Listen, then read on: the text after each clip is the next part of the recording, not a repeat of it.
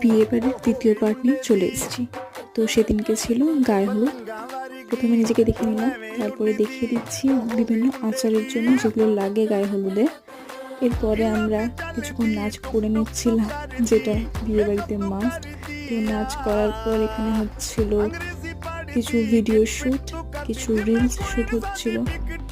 তো এগুলো হওয়ার পর গায়ে হলুদের যে নিয়মগুলো রয়েছে সেই নিয়মগুলো এক এক করে হচ্ছিল।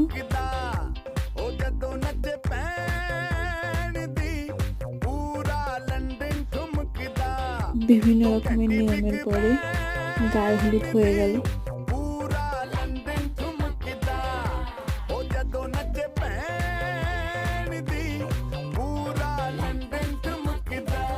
এরপর চলে গেলাম খাওয়া দাওয়াতে, যেহেতু তাড়াতাড়ি করে রেডি হতে হতো, তাই জন্য খাওয়া দাওয়ার মেনু ছিল খুবই সিম্পল। তাড়াতাড়ি খেয়ে রেডি হতে চলে গেলাম।